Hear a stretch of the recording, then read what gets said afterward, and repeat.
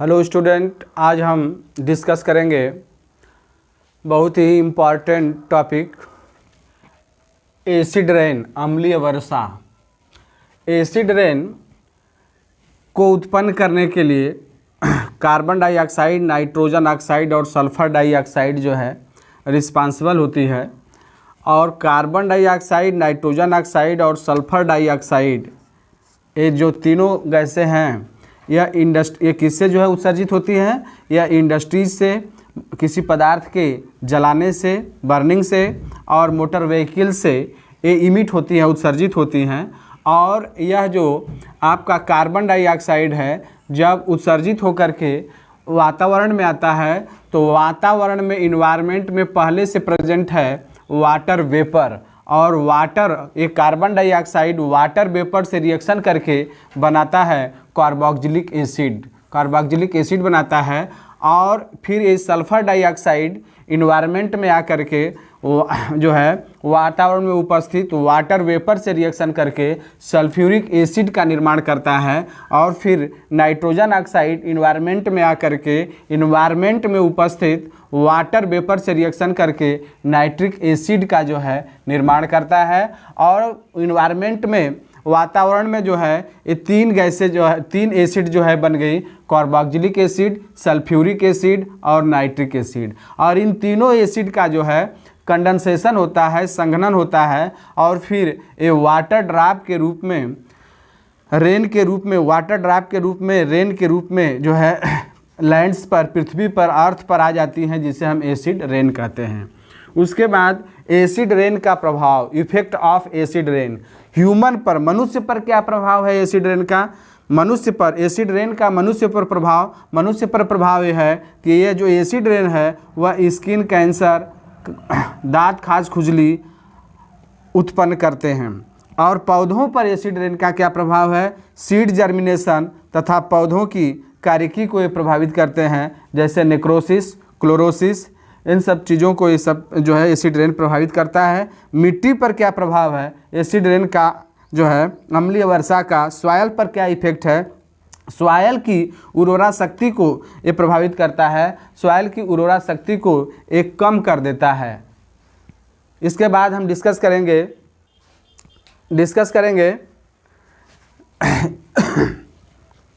मिट्टी पर प्रभाव हो गया।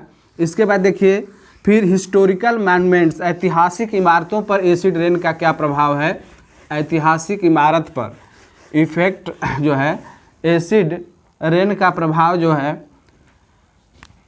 हिस्टोरिकल मॉन्यूमेंट्स, यानी ऐतिहासिक इमारत, ऐतिहासिक इमारतों पर अम्लीय वर्षा का क्या प्रभाव है? जब यह एसिड, जो एसिड बनी है, carboxylic acid, nitric acid, sulphuric acid, यह जो आपका कार्बोक्सिलिक एसिड, नाइट्रिक एसिड,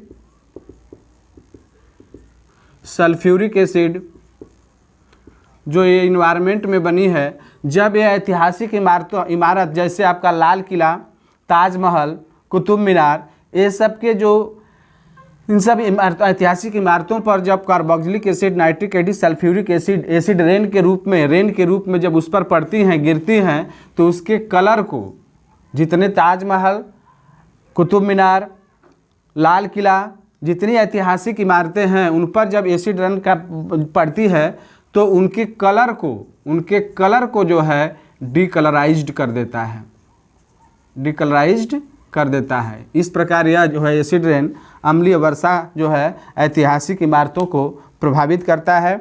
इसके बाद कैसे कंट्रोल करें? Control of acid rain, acid rain को कैसे कंट्रोल किया जा सकता है? तो कंट्रोल करने के लिए सबसे पहले जो है control of acid rain, acid rain को हम कैसे कंट्रोल करें? तो इसमें सबसे फर्स्ट है कि हम वायु, एयर पोल्यूशन एक्ट को कड़ाई से लागू किया जाना चाहिए। एयर पॉल्यूशन एक्ट को कड़ाई से लागू करना चाहिए।